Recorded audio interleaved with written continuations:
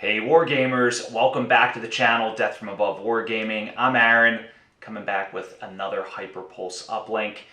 Tonight, just a sneak preview at a little talk I had over with our friends at Ion Radio.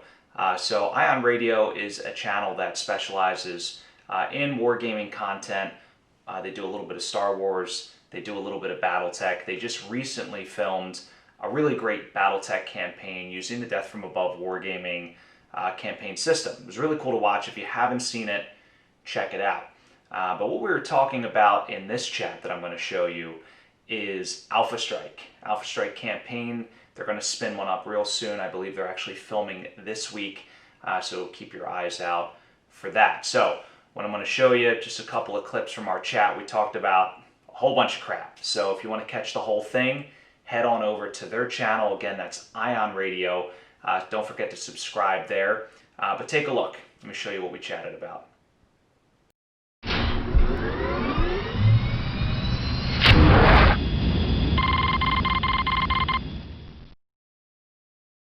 Hey everyone, I'm Ken.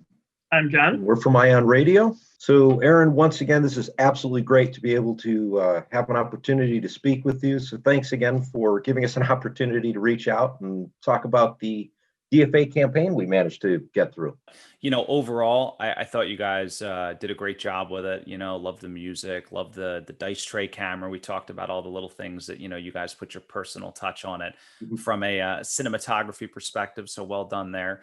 And then, yeah, from a rules perspective, I thought it was really cool. I thought, of course, I was looking at it more critically from a, you know, did the rules hold up? Did the missions hold up? I thought overall it was, you know, I thought it was pretty good. I thought the missions were exciting to watch from like a spectator perspective. You know, of course, I think that's the sort of idea that forces needed to be balanced from the get-go, right? You know, was definitely sort of spoke through there. Ken, of course, you had to buy that Panther at one point, which was it was good. And you know, of course, using all the sort of different rules in the various corners of the campaign. It was cool to see. I really enjoyed it. How did you guys end up with in terms of support points? Did you find that the pool was too big or too small or just about right?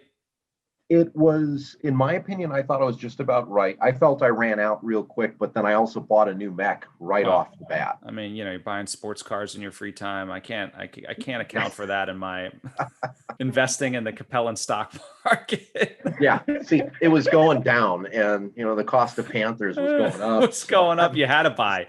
Buy now. Yeah. Economics. What did you think about the support? So I actually thought they were very, very good because you have the choice of. I brought all AC-10 pretty much weaponry and ACs in general. So I was every single round having to pay to reload my mechs and put armor back on them. So it was like that balance point. And as we went into the third mission, seeing forward with what I'd lost, I had to make the choice of, do I fix these mechs? You had to put some thought into how were you going to use your points because you had enough that you could do what you needed to, but it was going to be very, very tight. Yeah. And I really liked that. It was like right at that sweet spot. Moving forward, would you say that you like, which was your favorite system then, BattleTech or Alpha Strike, or they both are separate things to you now? So I would play Classic. I will, you know, will still play Classic, but I absolutely like Alpha Strike better. And I did not start there. I looked at Alpha Strike the first time. I had the book and I was like, man, this sucks. This is really dumb. Like, why does this mech only have 5 dots on the armor card? This seems really abstracted.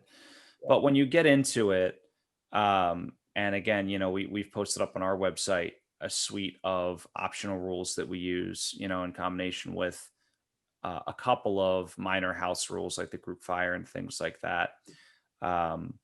You know, and they have options for like, well, you've seen our Alpha Strike battle reports, right? You know, where you can do like the variable damage or the whatever it's called, the multiple hits, whatever optional rule that is. You're rolling multiple times for each right, multiple times, and like, you know, it's not like boom, 5 damage, you're dead. You know, it's like, yeah, you know, you have to hit 5 times, and that's not always easy. You know, when you need, even if you need a 7, like you're not guaranteed. It's only 52 or 50, whatever the hell it is, 52, 56%, right, to nail that. So, you know, there's a lot of uncertainty in the game. And I think that's very cool. And of course, we use the variable range modifiers and all this other stuff. So to me, it's just a much more balanced game. I was joking about battle value earlier. Battle value just doesn't, in my opinion, it doesn't scale well. I love the fact that you can get vehicles and aerospace fighters and infantry and mechs on the same board, and you don't need like a degree in like advanced science and math to like figure out how the heck it's supposed to work, you know?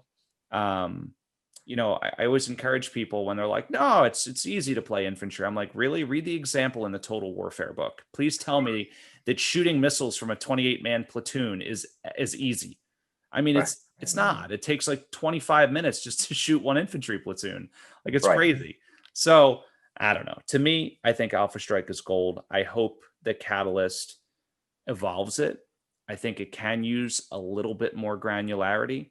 For example, would love to see unique critical hit tables per mech, generated based on how much ammo's on board. I'm a Centurion. I have like freaking 15 tons of ammo in my mech. Like, it shouldn't be the same chance to hit that ammo as it is the mech that's only carrying a ton of, AC5 ammo or whatever. Right. So it would be cool to be an explosive pinata, big explosive pinata. Exactly. So, just like little tweaks like that, I think would really do the game justice. The point value system is far more sustainable than battle value. And you'll see this in the upcoming battle report. Spoiler alert. Actually, this may drop after the battle report. We'll see. But Tom and I played an 8-on-4, and he played a very big assault lance, like really meaty. It was 250 point game. Played a very meaty assault lance, and I played, a very light to medium lance with some vehicle support, and it was a really close game. But yes, so Alpha Strike campaign, that would be awesome. Question: you going to do straight mechs, or are you going to incorporate some vehicles? Ooh, tell me more. Yes. Tell me more. So I'll let you talk on this one. I actually just finished painting up 7 lances of vehicles. 28 vehicles.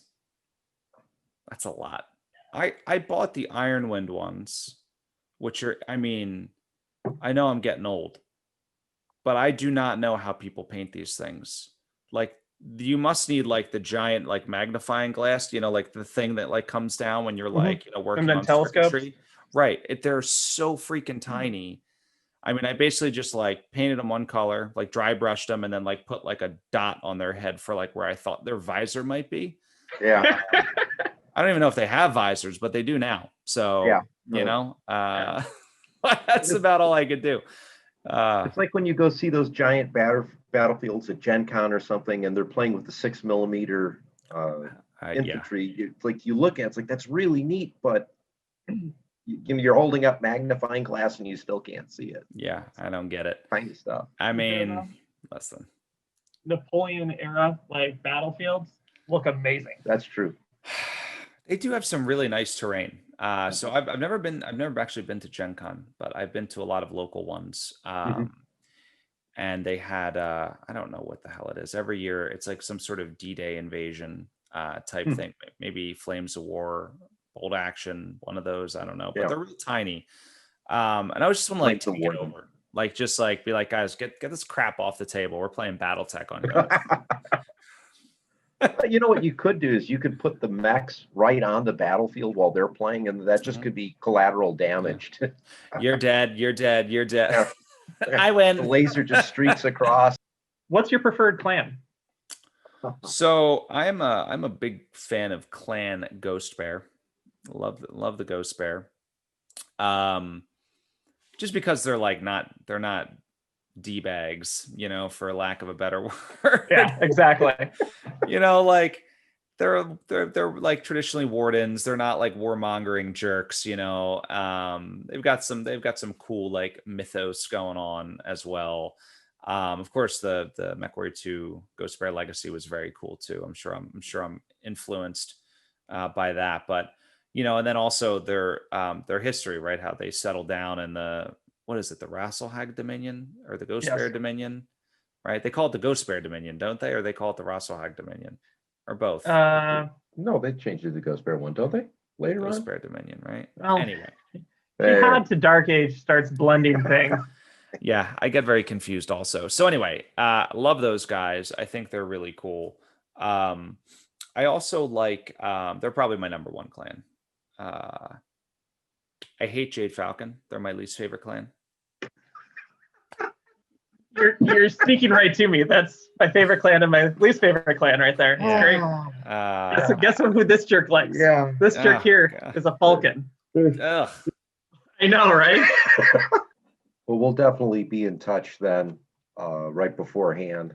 We'll give you guys a sneak peek of what our mech lists look like. And Yes. then you can pick on us for not I'll doing get what my, we're my supposed to quill do. and critique it. Yes. Yeah.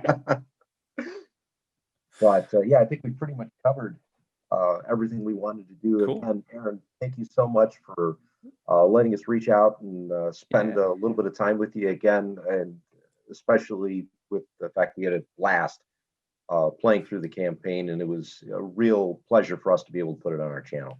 Yeah, man. Well, I'm glad you guys used it and enjoyed it and reached out in the first place. I think it's super cool. I think that, our intention was to have those rules add like another dimension, right? That sort of extra layer to the game. To sort of drive the intensity of like, these aren't just sort of missions in a vacuum. There's a consequence to every action. If you're reckless with a mech and you lose it or get punched through the back of the head, for example, there's like a lasting consequence to that, right? And you had to spend the support points to buy the Panther because and it was cool to really see that in motion. I'm really glad you guys enjoyed it. I am very excited to see the Alpha Strike campaign. That'll be fun to watch in December for sure. Especially as soccer winds down, I will know what to do with my time. So I'll be looking forward to to those battle reports. Well, hey, it was really great catching up again. Thanks again for having me on the channel. Thanks so much for using our rules. It really has been a pleasure to kind of see that in action. Well, Aaron, thank you very much. Once again, this has been an absolute pleasure. We look forward to catching up with you again after the next campaign. Yeah, sounds good, guys. All right, I'll talk to you soon. All right. Okay. Take care. All right, so there it is, guys. If you want to check out the whole thing, head on over to Ion Radio. It was a really good time. Always great to talk to those two. Just avid gamers, really good guys. So again, if you haven't seen their Classic BattleTech campaign, definitely check that out and keep your eyes open for their upcoming Alpha Strike campaign. So they're actually they're going to be using the full campaign set of rules, which is pretty cool. I think they're going to be using some of the optional rules that we have as well. So very excited to see how that plays out. Also, guys, if you're looking for a copy of any of our rules or downloads, you can head on over to our website, www.dfawargaming.com/downloads. It's all free. You can just grab whatever you need there. We have some record sheets. We have our campaign rules. We have all of our missions. So some very cool stuff up there for you to download. And of course, don't forget to subscribe here at Death from Above Wargaming if you haven't already. And for those of you that have, many thank yous. It means a lot to the channel. It also helps us out. Guys, speaking of helping us out, don't forget to check out our soundtrack. You can find that on Amazon Music, iTunes, Spotify, pretty much any of the major streaming platforms. And of course, for all of your BattleTech mini needs, so when you want to play an Alpha Strike campaign of your own, head on over to Ares Games and Minis. Ares has some very exciting stuff coming out soon. Keep your eyes out for another Hyperpulse uplink dropping shortly after this one for a big announcement from Ares. But if you need anything from Ironwind Metals, Army Painter, even the new Kickstarter stuff, that will be at Ares soon. I believe he said it would be in the spring time frame. That's when that stuff will be released. But of course, if it drops sooner, we will let you know. So for any of you guys that missed the Kickstarter, or if you're looking to add stuff, I know I am. I already regret not buying more stuff. So if you're like me, then you can head on over to Ares Games and Minis. But guys, that's all I got. So thanks so much for watching. Stay tuned. Always great stuff coming from Death from Above Wargaming. Have a great night.